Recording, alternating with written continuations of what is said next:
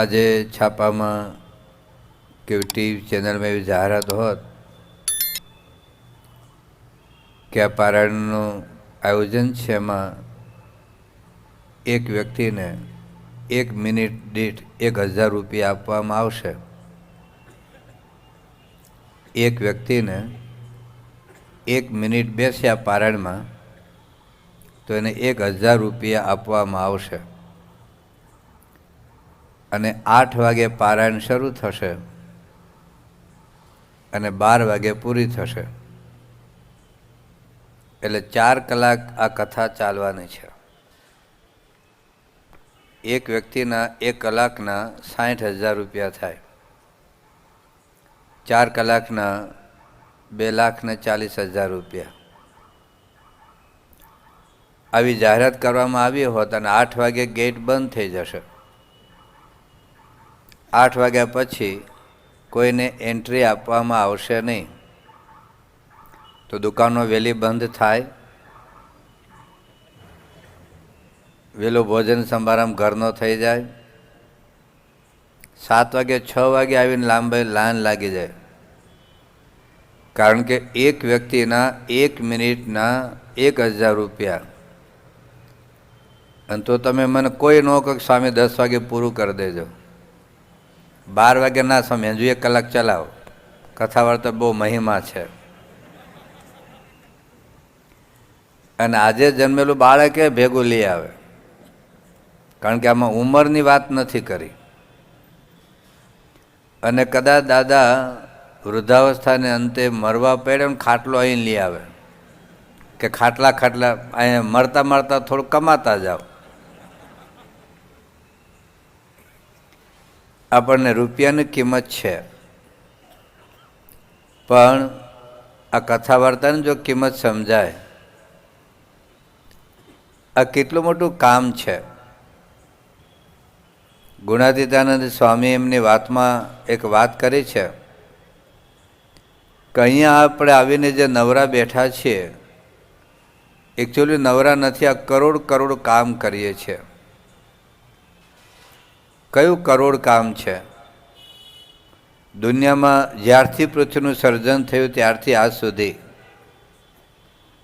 પૃથ્વી પર કોઈ એવો એક વ્યક્તિ પેદા નહીં થઈ જેણે 1 કરોડ કામ કર્યા હોય. જિંદગીમાં રોજના 300 કામ નવા કરો અને 100 વર્ષની જિંદગી હોય તો લગભગ કરોડ કામ થાય. દુનિયામાં કોણ એવો માણસ છે કે રોજના 300 કામ બિલકુલ નવા કરે? પણ આ કથા વાર્તામાં આવીને બેસીએ છીએ તો કરોડ કરોડ કામ થાય છે. કારણ કે આગળ આપણે કરોડો જન્મો લીધા છે. પણ જો કથા વાર્તામાં બેસીને કંઈક વાત સમજીશું તો હવે પછીના કરોડો જન્મ લેવા નહીં પડે. સ્વામી એક બીજી વાતમાં એક વાત કરી છે કે કરોડ કરોડ ધ્યાન કરતાં આ વાતો કરવી અને સાંભળવી અધિક છે. ધ્યાન ખોટું નથી, પણ ધ્યાન બહુ ટકતું નથી. ધ્યાનમાં આપણે બેઠા આવે ને કોઈક આવીને ગધેડો કહી જાય ને આપણને, લાવ ગધેડા હું બેઠો છે, તો ધ્યાન ઉડી જાય છે આપણું. એ કઢી બરાબર ન થઈ હોય ને તો એ ધ્યાન ટકતું નથી પછી ઘરમાં. સ્વામી એક બીજી વાત કરી છે કે તમે ઘર બહાર મૂકી દો, વનમાં ચાલ્યા જાઓ, અન્ન મૂકી દો, સુકાઈ જાઓ, એના કરતાં પણ આ કથા વાર્તા સાંભળવી અધિક છે. કારણ કે જંગલમાં ગયા પછી પણ જે અંતરમાં પરિવર્તન થવું જોઈએ એ પરિવર્તન થતું નથી. સ્વામી એક બીજી વાત કરી કે કરોડ કરોડ તપ કરીએ. કરોડ તપ એટલે એક એકાદશી થતી નથી આપણાથી. પેલા હિન્દુઓ પ્રત્યેક ઘેર એકાદશીના દિવસે અનાજ રંધાતું નહોતું.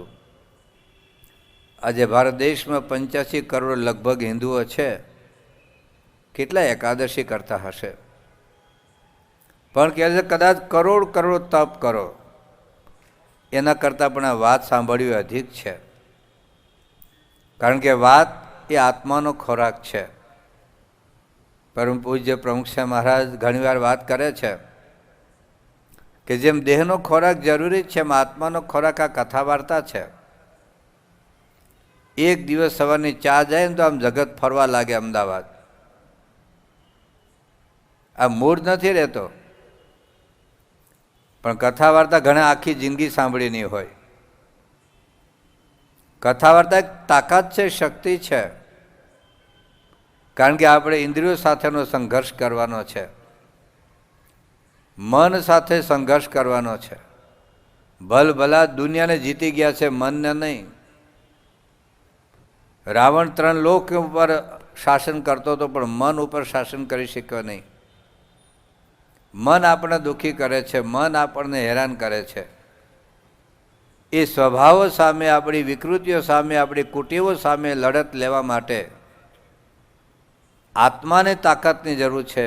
નયમાત્મા બલહીને ન લભ્ય એવું ઉપનિષદ કહે છે. તો આત્માને તાકાત આવે ક્યાંથી? કઈ તાકાતની વાત કરું છું કે ઘરમાં બધા ટીવી જોતા હોય, પિક્ચરો જોતા હોય, અને એ વખતે ટીવીના સ્ક્રીન સામે નજર ન માંડવી, એ કેટલી તાકાતની જરૂર પડે, કેટલી શક્તિની જરૂર પડે. એવી શક્તિ બોર્નવિટા પીવાથી કે બુસ્ટ પીવાથી નથી આવતી. લક્ષ્મણજી પોતાના ભાભી સાથે 14 વર્ષ ભેગા રહ્યા. આપણને તો અત્યારે મનાયું જ નથી, આ ટાઢવપણું ગપ્પું જ લાગે. પણ વાલ્મીકી રામાયણ અને તુલસી રામાયણ બેમાં વાત લખી છે. આપણને શાસ્ત્રોમાં 100% શ્રદ્ધા હોવી જોઈએ ને છે. 14 વર્ષ સુધી પોતાના સીતા માતા ભાભી સાથે રહ્યા છતાં ભાભીનું મુખ જોયું નથી. આંખનો આટલો સંયમ, કેટલી તાકાતની જરૂર પડશે. હમણાં નવરાત્રિના ગરબામાં ખ્યાલ આવી જશે આપણને. ધોળાવાળા કાળા કરીને ઉપડશે, હાલો ઘર આંગણે ગંગા આવી છે, નાઈ આવી. બહુ અઘરું છે આ. ગુટકા ન ખાવા, તમાકુ ન ખાવી, બીડી ન પીવી, કેટલી તાકાતની જરૂર પડે છે. બહુ સામાન્ય હો તમે, અને એવી એક પોસ્ટ ઉપર હો ને એક ભાઈ 5 લાખ રૂપિયા રોકડા લઈને આવે છે કે આ સહી કરી દો સાહેબ, 5 લાખ રૂપિયા રોકડા.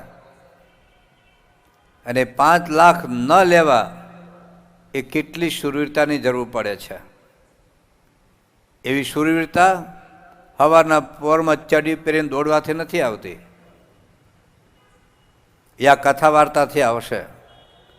આપણે ગરીબ ભક્ત છે, 35 લાખ રૂપિયાની લાંચ આપી. પહેલાં એક સામાન્ય હરિભક્ત, કદાચ 10-15 હજાર રૂપિયા પગાર હશે મહિને, 35 લાખ રૂપિયાની લાંચ ખાલી સહી કરવાની હતી. એણે ના પાડી કે મારા ગુરુ પ્રમુખ સાહેબ મહારાજ છે, એમને રુચિ નથી આવી લાંચ લેવામાં. બીજા 10 લાખ વધુ આપવાની વાત કરી, 45 લાખ. આપણે શું માનીએ કે ભગવાન દેતે તો છપ્પડ ફાડ કે દેતે. ભગવાનની બહુ દયા, કૃપા કરી. ક્યાં માગ્યા હતા? સામેથી દેવા આવ્યા. આવી તાકાત, આવી શક્તિ ક્યાંથી આવે છે? એ આ કથા વાર્તાથી આવે. કથા વાર્તામાં સાંભળીશું. કથા વાર્તા એક અરીસો છે. અરીસાની સામે ઊભા રહો તો આપણું નાક ચીબવું હોય, હોઠ જાડો હોય, ખીલ થયો હોય, અહીં સફેદ ડાઘ, બધું દેખાડે. કથા વાર્તા કોઈની શરમ ન રાખે. એ મુખ્યમંત્રી હોય કે કરોડપતિ હોય કે વડાપ્રધાન કે રાષ્ટ્રપતિ હોય, એક્ટર હોય કે ક્રિકેટર હોય, અરીસાના સામે ઊભા રહેશો તો ડાઘ દેખાડે. હા, આંધળો હોય તો આંખો મીચીને ઊભો હોય એને ના દેખાડે. તો કથા વાર્તામાંથી આપણને ખ્યાલ આવશે કે આપણે ક્યાંક ડાઘ છે આપણા જીવનમાં, આપણા જીવનમાં ક્યાંક કલંક છે, ક્યાંક આપણી ભૂલ છે. સૂળ ભૂલ આપણે દેખાશે, ઉપલક ભૂલો.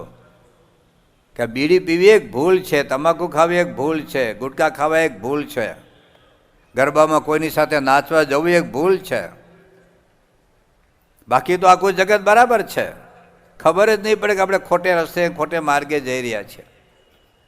તુલસીદાસે કહ્યું કે બીનું સત્સંગ વિવેક ન હોય, બીનું સત્સંગ વિવેક ન હોય. સત્સંગ વગર શું ખાવું, શું ન ખાવું, કેટલા હિન્દુઓ ઈંડા ખાય છે, કેટલા આમલેટ ખાય, ચિકન ખાય છે, માંસ ખાય છે. પોતાની માતા બેન દીકરી સામે નજર માંડીને ન જોવાય એ સંસ્કૃતિના સંતાનો કેવા પિક્ચરો જોયા છે, કેટલું અશ્લીલ એ જુએ છે. તમે જુઓ તો કોણ કહેશે આપણને? કથા વાર્તા વગર વિવેક જ નહીં આવે. આપણે ખબર જ નહીં પડે કે આપણે ખોટું કરીએ છીએ. ઉલટાનું પિક્ચર ન જોતા હોય એને તમે ઓર્થોડોક્સ માનો. દારૂ ન પીતા હોય, બીડી ન પીતા હોય, ગુટખા ન ખાતા હોય એને તમે જૂનવાણી માનો. નાઉ વી આર મોડર્ન. હવે જમાના પ્રમાણે આપણે ચાલવું જોઈએ. પણ કથા વાર્તામાંથી આપણને ખ્યાલ આવશે કે ભાઈ આપણે ખોટે માર્ગે છીએ. ખાલી કથા વાર્તા અરીસો નથી, એ એક્સરે પણ છે. અરીસામાં ફ્રેક્ચર નહીં દેખાય, એક્સરેમાં ફ્રેક્ચર દેખાશે, અંદરની બાબત જણાવશે. એના કરતાં આગળ જઈએ તો સોનોગ્રાફી છે, એનાથી આગળ જઈએ તો એન્જિયોગ્રાફી છે. એક્સરેમાં કદાચ હૃદયની તકલીફ ખબર નહીં પડે, સોનોગ્રાફીમાં હૃદયના બ્લોકેજ ખબર નહીં પડે. કથા વાર્તા આંતરિક દોષો આપણને જણાવશે કે ભૂલ ક્યાં છે, કોની ભૂલ છે. ઘરમાં પતિ પતિના ઝઘડા થયા, બાપ દીકરાના ઝઘડા થયા, સાસુઓના ઝઘડા થયા, બે ભાઈના ઝઘડા થયા. આપણો પહેલો રિસ્પોન્સ શું છે કે સામેવાળાની ભૂલ છે. કથા વાર્તામાં બેસીશું તો ખ્યાલ આવશે કે આપણી કંઈક ભૂલ છે. કબીરે કહ્યું કે બુરા દેખન મેં ચલા બુરા ના મિલા કોઈ, અંતર ખોજા આપકા તો મુझे से बुरा न कोई.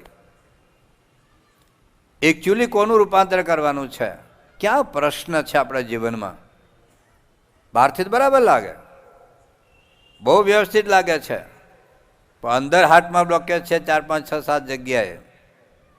એમ જીવનમાં આપણે એક ક્ષણ જો અશાંતિનો અનુભવ થાય, આપણને અશાંતિનો અનુભવ કરી શકવાની આપણી કોઈ યોગ્યતા જ નથી.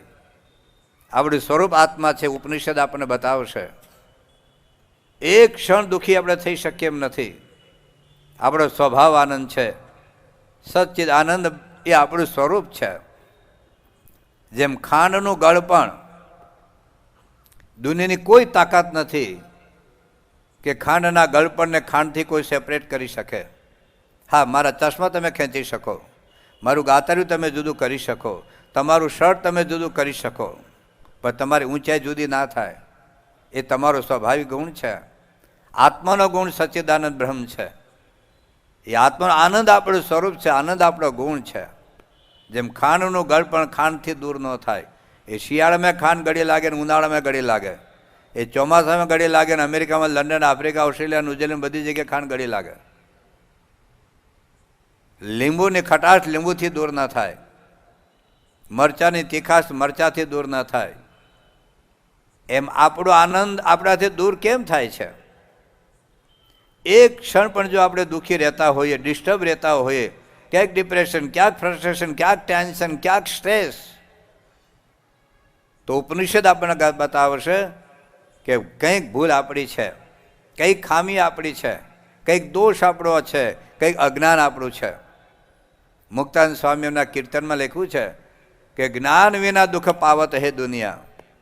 દુનિયા કેમ દુઃખી છે? ઘરમાં ફ્રીજ નહીં એટલે નહીં, કે 10 લાખની 50 લાખની ગાડી નથી એટલે લોકો દુઃખી છે એવું નથી, 50,000નો મોબાઈલ નથી એટલે આપણે દુઃખી છીએ એવું નથી, 50 કરોડનો બંગલો નથી આપણી પાસે એટલે દુઃખી છે એવું નથી. પ્રિન્સ ચાર્લ્સ, મિસિસ ડાયની પાસે શું નથી?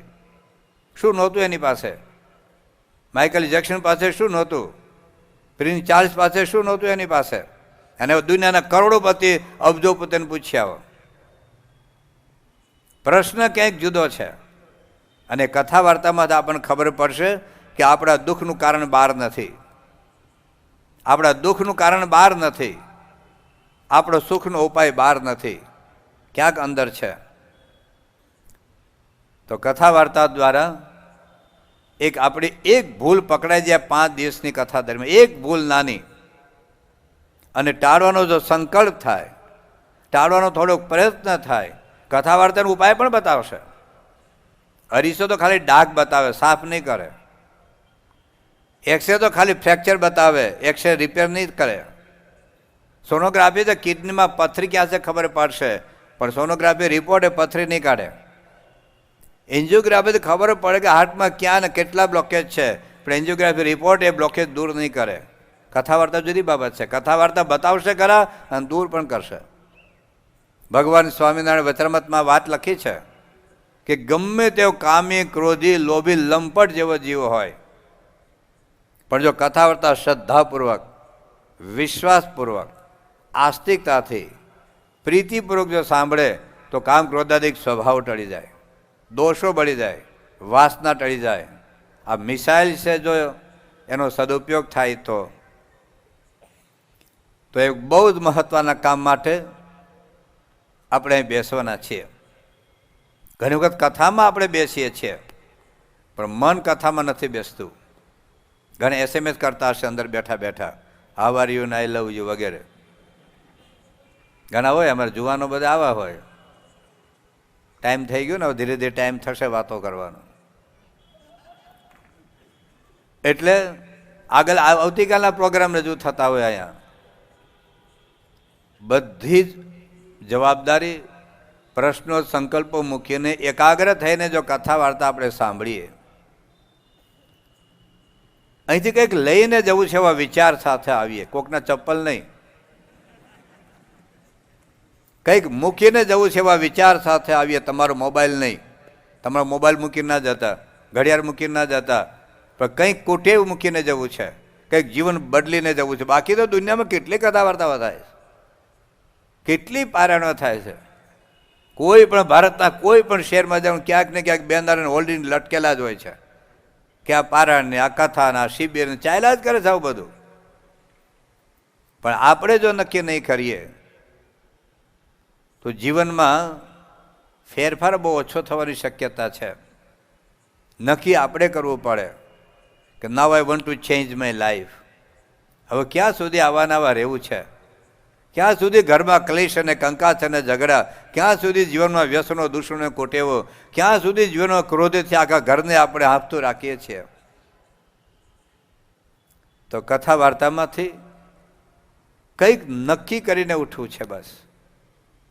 અહીં દરેકને જો મેં કીધું ને હમણાં 1000 રૂપિયામાં આપવામાં આવે તો લઈને જાઓ, મૂકીને જાઓ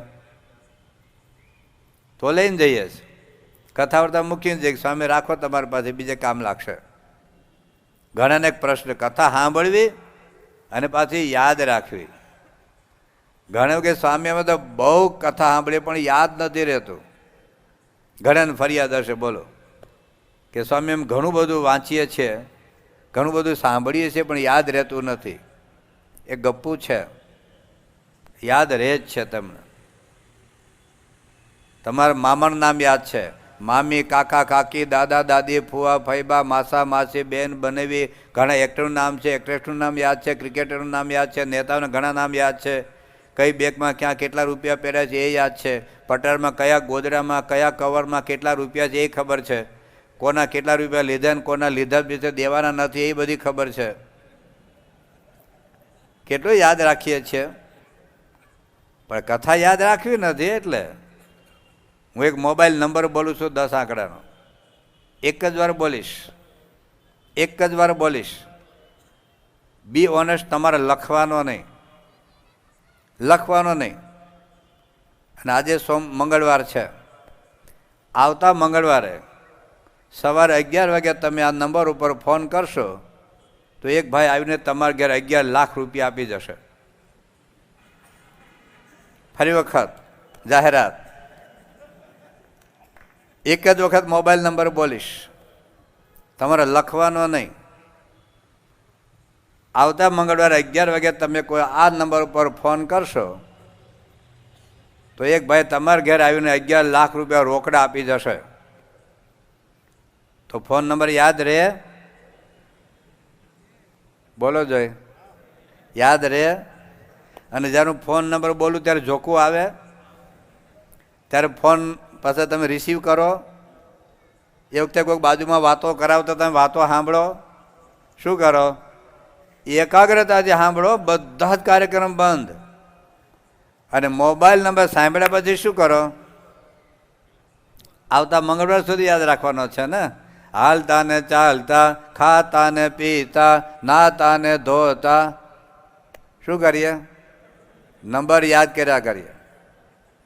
કહેવાનું તાત્પર્ય એટલું છે કે કથા સાંભળ્યા પછી એક તો એકાગ્રતાથી સાંભળવી, થોડુંક યાદ રાખવું, થોડુંક સમજવું, થોડુંક નક્કી કરવું.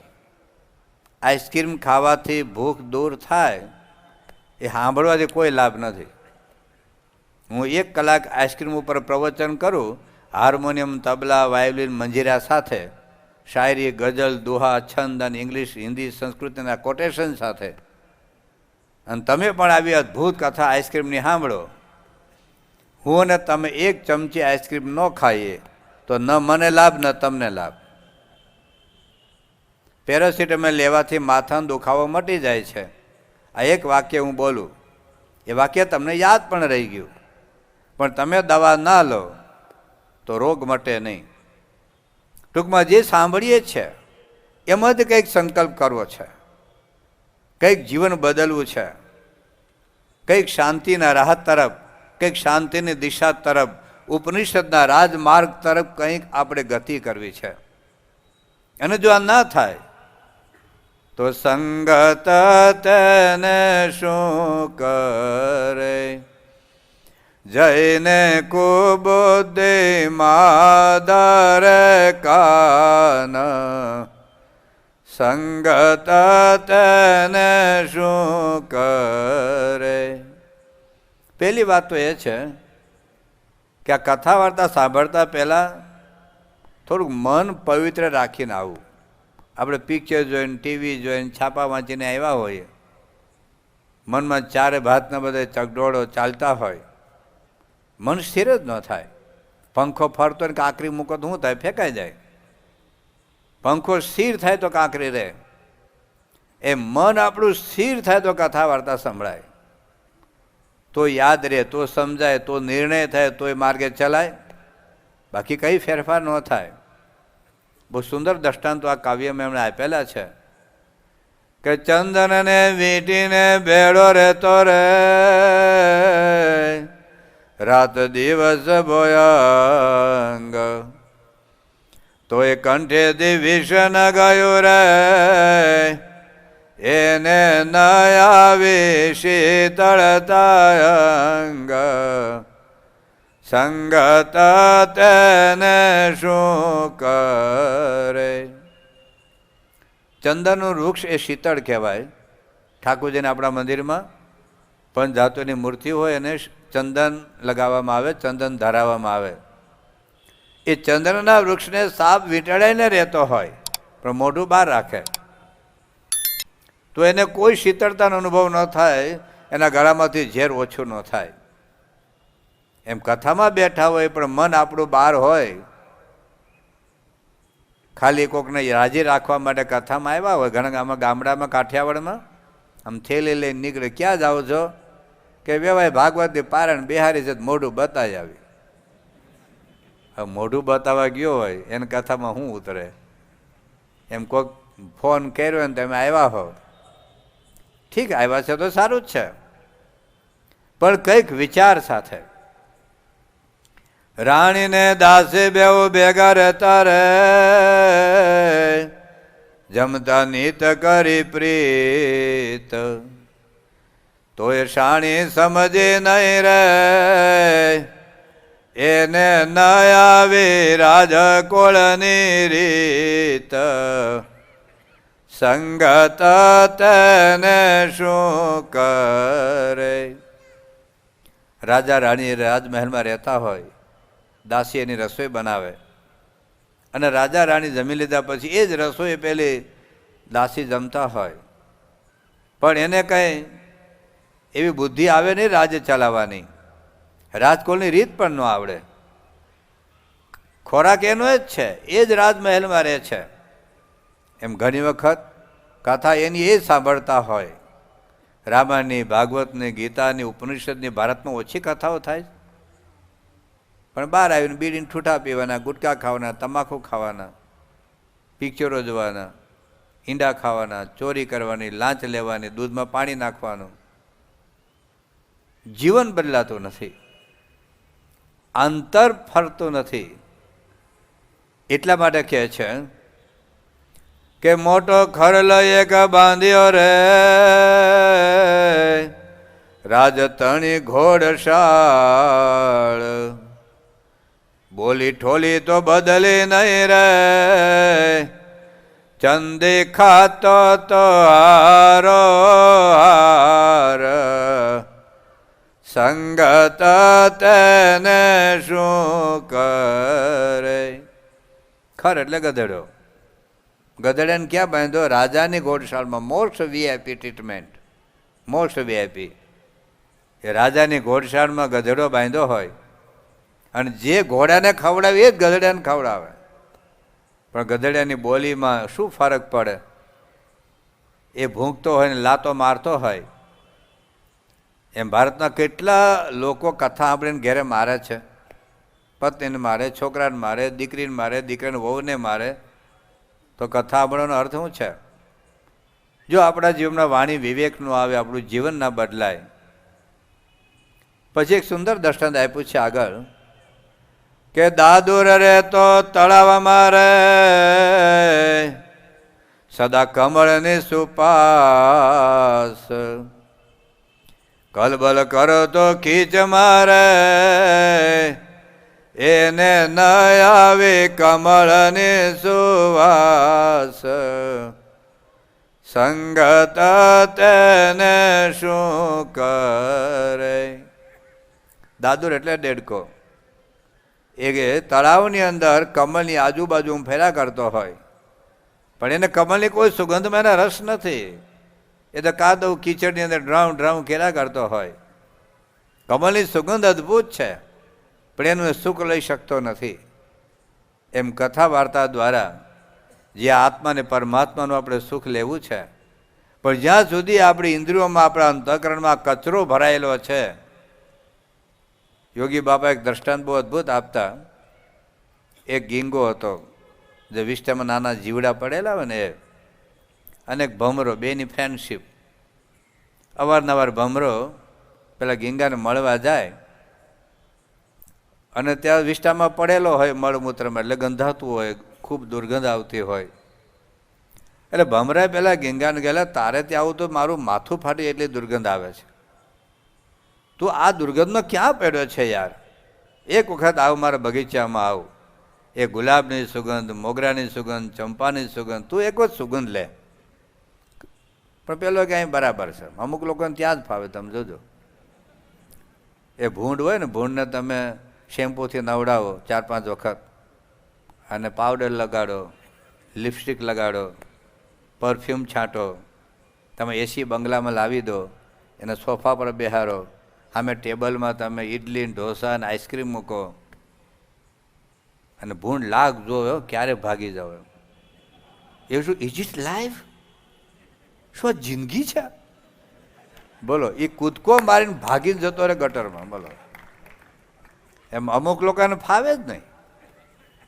આ ગુટકા ન ખાવા, બીડી ન પીવી, તમાકુ ન ખાવું, પિક્ચરો ન જોવા, આ ડુંગળી લસણવાળા ભજીયા ન ખાવા, નવરાત્રી ગરબામાં કોન્યારે નાચવા ન જવું. Is it life? શું આજકાલ જિંદગી કહેવાય? તો જિંદગીનો આનંદ શું ભાઈ? લે, એવા લોકોને ઓછું ફાવે. એટલે પેલા ગીંગો કે મને બહુ મજા આવે છે. ભમરે કે તું એક વખત તું ચાલ મારી સાથે આવ, હું અનેક વખત તને મળવા આવ્યો છું, એક વખત તું મારે ઘેર આવજા. ફ્રેન્ડશીપના દાવાને લીધે ગેંગો તૈયાર થયો, પણ કે તું તો યાર ઉડીને જા, મારે તો હું હાલ તો ક્યાં આવું, તો ચકદાઈ જાઉં. કે ચાલ મારી પાંખ ઉપર બેસી જા. ગીંગાને પાંખ ઉપર બેસાડ્યો, અને ભમરા તો પોતાની પાંખો રૂર કરીને ઉપડ્યો, પ્લેન ટેક ઓફ કર્યું અને બગીચામાં ગયો, અને સરસ મજાનું ગુલાબ ખીલેલું એના પર પ્લેન લેન્ડિંગ કર્યું. અને પેલા ગીંગાભાઈને કે એટલે હેઠા ઉતરી જા, ચાલ હવે તું સુગંધ જો. શું ગુલાબની સુગંધ છે, પ્લાસ્ટિકના નહીં હો, એકચ્યુઅલી. અને થોડી વાર ભમરો ચક્કર મારીને આવ્યો કે કેમ છે ગીંગાભાઈ, મજા આવી ને? તો ગીંગો કે ઈનું ઈ છે. શું કે? અમારી કાઠિયાવાડની ભાષા ઈનું ઈ છે. કે સારું એનું એ શું કહે છે? એટલે ઊંચકીને લઈ ગયો મોગરામ બેહારો. મોગરામ બેચારે વરી પાછું આમ ચક્કર મારીને આવ્યો. હે ગીંગાભાઈ, કેટલી મોગરાની અદ્ભુત સગંધ છે, શું ગટરમાં પડ્યો હતો, હવે તારે અહીં જ રહેવાનું. ઓકે. તો ગીંગો કે ઈનું ઈ છે. આ ઈનું એ શું કહે છે? બે ત્રણ જગ્યાએ ફૂલ બેસાડ્યો, પણ ઈનું ઈ કે આને જોયું કે સારું કંઈક દાળમાં કાળું લાગે. તો પેલી છે ને ભેગું વિસ્ટન બે ગોળીઓ નાકમાં નાખીને આવેલો કે કદાચ અહીં ન મળે તો. અમારા કાઠિયાવાડમાં સતનાની કથા થાય ને વચ્ચે થાળી ફરે. એ થાળીમાં પેંડા નથી હોતો, ખબર છે શું હોય છે? બીડી. ઘણાને ખબર કે સ્વામિનારાયણ કથામાં બીડી નહીં ફરે, તમાકુ ગુટકા નહીં ફરે, એટલે ખાઈને આવે, ભેગા લઈને આવે. એટલે જ્યાં સુધી આ દુર્ગંધમાં પડ્યા છે ત્યાં સુધી આગળની સુગંધ કથામાં મજા જ નહીં આવે. એક છેલ્લું અદ્ભુત દ્રષ્ટાંત આપે છે કે પથ્થર રે તો પાણીમાં રે ઊંડો કરીને નિવાસ, પ્રીતમ ટાંકણે તણખા જરે રે એને ન લાગ્યો પાણીનો પાશ, સંગત તેને શું કરે. કોઈ જગ્યાએ આગ લાગે તો આગને ઠારવા માટે આપણે કેરોસીન વાપરે કે ડીઝલ? બોલ. હા, પાણી. કેમ? કેરોસીન પણ લિક્વિડ કહેવાય, પેટ્રોલ પણ લિક્વિડ કહેવાય. જ્યારે આગ લાગે ત્યારે આગને ઠારવાની તાકાત પાણીમાં છે. એવા પાણીમાં પથ્થર છે. કદાચ પેટ્રોલમાં, ડીઝલમાં, કેરોસીનમાં પથ્થર રહેતો હોય તો બરાબર છે, પણ આગને ઠારવાની જેનામાં તાકાત છે એવા પાણીમાં પથ્થર 100 વર્ષ સુધી રહે. પથ્થર રે તો પાણીમાં રે ઊંડો કરીને નિવાસ, પ્રીતમ ટાંખણે તણખા જરે રે એને ન લાગ્યો પાણીનો પાશ. આમ તણખા જરે હો. આમ આજે કથાવાર્તા સાંભળી ગયા હોય ને બીજી તેમ કઢી બરાબર ન થાય ને તણખા જરે. તારી માએ શીખવાડ્યું છે કે નહીં? થોડુંક શીખીને આવ્યા હતા, થોડુંક તમે શીખવાડો. આમ થોડુંક બાળક રમતો હોય ને ક્યાંક ટ્યુબલાઇટ તૂટી જાય ને આપણો ગુસ્સો એવો આસમાને ચડે બે જણ મારે 2-5 થપ્પડ. એટલે પ્રીતમ ટાંકણે તણખા જરે. આમ ટાંકણું મારે ને તણખા જરે. અમુક લોકોને છે ને વતાવ્યા ન થાય, બોલાવ્યા ન થાય. એક ભાઈ આમ ડેલીની બાજુમાં ઓટલો હતો, ત્યાં એનો દીકરો બાજુમાં પોતે હવાના પરમાં દાંતન કરતો. બીજા ભાઈ પસાર થઈને પૂછ્યું, આ દીકરો તમારો હશે? તારો તો તું લઈ જા. હવે આટલું ના પૂછાય. અમુક લોકોને વતાવ્યા ન થાય. એટલે ટૂંકમાં 5 દિવસની આ કથા વાર્તામાં આપણે એક અદ્ભુત બ્રહ્મ વિદ્યાનો એક ગ્રંથ છે ઉપનિષદ, એના પર વાત કરવાના છીએ. ગુણાતીતાનંદ સ્વામી એક વાત લખી છે કે વિદ્યાઓ તો ઘણી છે, પણ ભણવા જેવી બ્રહ્મ વિદ્યા છે. ભગવાન સ્વામિનારાયણ પણ હરિચરિતામૃત સાગરમાં લખે છે કે વિદ્યાઓનો તો કોઈ પાર નથી, પણ દુર્લભમાં દુર્લભ આ બ્રહ્મ વિદ્યા છે. બ્રહ્મ વિદ્યા સિદ્ધ કર્યા વગર જિંદગીમાં શાંતિ નહીં થાય.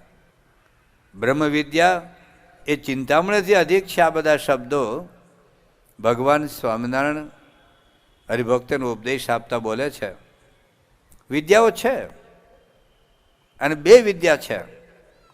ઉપનિષદમાં, મુંડક ઉપનિષદમાં એક કથા આવે છે કે શૌનક ઋષિ અંગિરા ઋષિ પાસે જાય છે અને એક પ્રશ્ન પૂછ્યો, કસ્મિન્નું ભગવો વિજ્ઞાતે સર્વમિદમ વિજ્ઞાતમ ભવતી. એવી કઈ વિદ્યા છે જે વિદ્યા જાણ્યા પછી બધું જાણી શકાય છે, બીજું કોઈ જાણવાનું બાકી રહેતું નથી? કસ્મિન્નું ભગવો વિજ્ઞાતે સર્વમિદમ વિજ્ઞાતમ ભવતી. એવી કઈ વિદ્યા છે, શું જાણવા જેવું છે જે જાણ્યા પછી કશું જાણવાનું રહેતું નથી? અંગીરા ઋષિ એવું કહે છે કે દ્વે વિદ્ય વેદિતવ્ય ઇતિ યદ બ્રહ્મવેદ વદંદે પરાચૈવ પરાચ. બે વિદ્યા ભણવાની છે, પરા અને અપરા વિદ્યા. બહુ ખ્યાલ રાખજો, આપણા હિન્દુ શાસ્ત્રોએ અપરા વિદ્યા, ભૌતિક વિદ્યા, લૌકિક વિદ્યાની ના નથી પાડી. એને એવું નથી કે કેવળ અધ્યાત્મ વિદ્યામાં તમે પારંગત થાઓ, કેવળ બ્રહ્મ વિદ્યા પરાવિદ્યામાં તમે પારંગત થાઓ. દ્વે વિદ્ય વેદિતવ્ય પરાચ અપરાચ.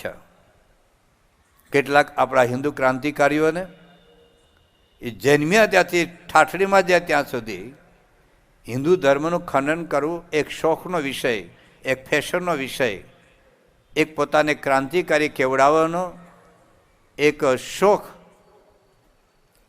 એ પોતે સિદ્ધ કરે છે. વર્ષોથી એક હિન્દુ ધર્મ પ્રત્યે આપણા જ લોકોનો કેટલાકને આક્ષેપ છે કે હિન્દુ ધર્મ આ ભારતની જે દશા છે, ભારત કેમ ગરીબ છે, ભારત કેમ ભિખારી છે, ભારતમાં કેમ કરોડો માણસો જો ભૂખે મરે છે, ભારતમાં કેમ ભૌતિક વિકાસ ન થયો. દુનિયાભરમાં સંશોધનો જે થયા એ ઇંગ્લેન્ડમાં થયા, યુરોપમાં થયા, જાપાન કે જર્મની કે ફ્રાન્સમાં થયા, અમેરિકામાં થયા, ઓસ્ટ્રેલિયા કે ન્યૂઝીલેન્ડમાં થયા. આ બધા સંશોધનો ભારતમાં કેમ ન થયા? કારણ કે ભારતમાં અધ્યાત્મ વિદ્યાની બહુ વાતો થાય છે, ભારતમાં બ્રહ્મ વિદ્યાની બહુ વાતો થાય છે, ભારતમાં આત્મા અને પરમાત્માની બહુ વાતો થાય છે. ભારતમાં દેહ અને જગત નાશવંત છે. આ દેહ કરીને આત્માને પરમાત્માનો સાક્ષાત્કાર કરવાનો છે, આ દેહ કરીને મોક્ષ પ્રાપ્ત કરવાનો છે.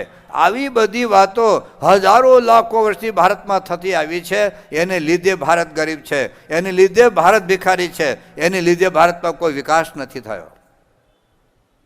આવી વાતો સેંકડો વર્ષથી, છેલ્લા 200 વર્ષથી વધારે કેટલા હિન્દુ ક્રાંતિકારીના મગજની અંદર તમે લેખો વાંચો, એ લોકોના પ્રવચનો સાંભળો, આ જ વાત આવે છે કે ભારતની ગરીબીનું કારણ હિન્દુ ધર્મ છે. એવું નથી ભાઈઓ. થોડોક આપણી બુદ્ધિનો ઉપયોગ કરીને વાંચવાનું, થોડીક બુદ્ધિનો ઉપયોગ કરીને સાંભળવાનું, બુદ્ધિને તાળા મારીને સાંભળવાનું નહીં, અને હિન્દુ ધર્મ પ્રત્યેથી વિમુખ થવાની જરૂર નથી. આવા લોકોને મારો એક પ્રશ્ન છે, જે લોકો એમ કહે છે કે ભારતમાં અધ્યાત્મ વિદ્યા, બ્રહ્મ વિદ્યા, પરાવિદ્યાની વાતોને લીધે ભારત દેશની આ દશા છે, એવા લોકોને મારો આ પ્રશ્ન છે. છેલ્લા 2500 વર્ષથી વિશ્વના લોકો ભારતમાં આવ્યા છે. ઈસવીસન પૂર્વે 5મી સદીમાં એ જે પર્શિયન લોકો ભારતમાં આવેલા, ઈસવીસન પૂર્વે 3જી સદીમાં એલેક્ઝાન્ડર ધ ગ્રેટ સમ્રાટ સિકંદર આ દેશમાં આવેલો છે. 1લી સદીમાં શક લોકો, હણહુણ લોકો, કુષણ લોકો પછી આવ્યા. 7મી 8મી સદી પછી મોગલ લોકો આવ્યા, તુર્કસ્તાનથી, અફઘાનિસ્તાનથી લોકો આવ્યા, પછી પોર્ચુગીઝ લોકો આવ્યા, ફ્રેન્ચ લોકો આવ્યા, છેવટે ઇંગ્લેન્ડથી લોકો આવ્યા. છેલ્લા 2500 વર્ષનો ઇતિહાસ તમે વાંચો, વિશ્વના લોકો ભારતમાં કેમ આવ્યા છે? શું ભારતની ગરીબી જોવા માટે આવ્યા હતા? શું ભારતના લોકો ભૂખે મરતા હતા, એક રોટલાનો ટુકડો આપવા માટે આવેલા? શું ભારતના લોકો ઉઘાડા ફરતા હતા, એ કપડાનો ટુકડો આપવા માટે આવેલા? શું ભારતના લોકો ખેતરમાં ઉઘાડા હોઈ જતા હતા, શું એને ઝૂંપડા કે મકાન બાંધી આપવા માટે આવેલા? ઇતિહાસ વાંચજો. સમગ્ર વિશ્વની પ્રજા આવી છે ભારતને લૂંટવા માટે. ભારત એ સોને કી એ ચીડિયા કહેવાતો. આ દેશ સમૃદ્ધિથી છલકાતો હતો. આ દેશની અધોગતિનું કારણ હિન્દુ ધર્મ નથી. આ દેશની અધોગતિનું કારણ હિન્દુ ધર્મ નથી. આપણે 1000 વર્ષની ગુલામી છે. અને એના કરતાં હું કહું તો હિન્દુત્વને સાચું આપણે સમજ્યા નથી.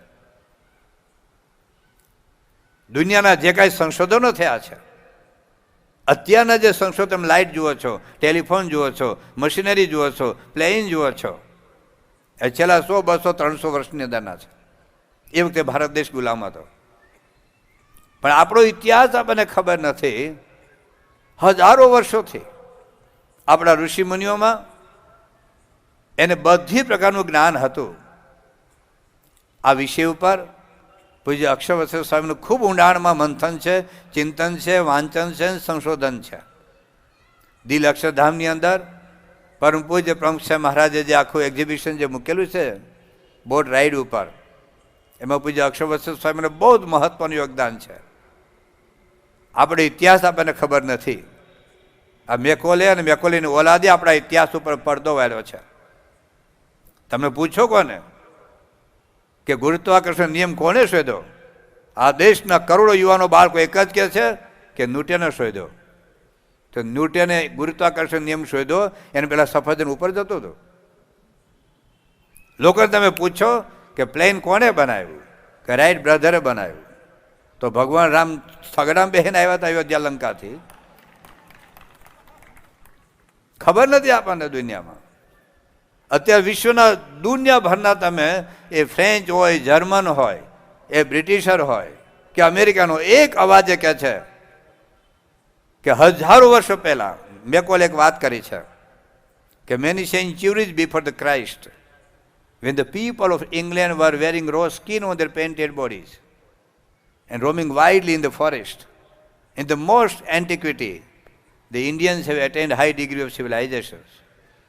ઇંગ્લેન્ડના લોકો જ્યારે મરેલા ઢોરના ચામડા પહેરીને જંગલમાં ભટકતા હતા, એની પહેલાં સેંકડો સદીઓ પહેલાં ભારતના લોકોએ એક ભવ્ય સંસ્કૃતિ, એક ભવ્ય સભ્યતાનો વિકાસ સાધેલો. કોઈને 1835 પહેલાં દુનિયામાં ઓપરેશનની ખબર નહોતી. આ દેશમાં 2700 વર્ષો પહેલાં 300 પ્રકારના ઓપરેશન થતા હતા. કોઈ પણ ક્ષેત્રનું તમે જ્ઞાન લો, એ ખગોળ વિદ્યા હોય, ભૂગોળ વિદ્યા હોય, અધ્યાત્મ વિદ્યા હોય, મેડિકલ સાયન્સ હોય, બધું જ ભણતા હતા અને ભણાવતા હતા. પરંતુ આપણા ઋષિમુનિઓને એક વાત ખબર હતી કે કેવળ ભૌતિક વિદ્યાથી, કેવળ અપરા વિદ્યાથી જીવનમાં કોઈ પ્રશ્નનો કાયમી ઉકેલ નથી. એનો અર્થ એવો નથી કે આ વિદ્યા ના ભણવી. એટલે તો કહ્યું કે દ્વે વિદ્યા વેદિતવ્ય, પરા ચ અપરા ચ. બે વિદ્યા ભણવાની છે. અપરા વિદ્યા, તમે ડૉક્ટર બન્યા, તમે એન્જિનિયર બન્યા, વકીલ બન્યા, પ્રોફેસર બન્યા, પ્રિન્સિપાલ બન્યા, શિક્ષક બન્યા, જરૂરિયાત છે. વ્યક્તિગત પોતાની આજીવિકા, કુટુંબની આજીવિકા, દેશના વિકાસ માટે ભૌતિક વિદ્યાની જરૂરિયાત છે. પણ એનાથી સંતોષ નહીં થાય, જીવન જીવતા નહીં આવડે.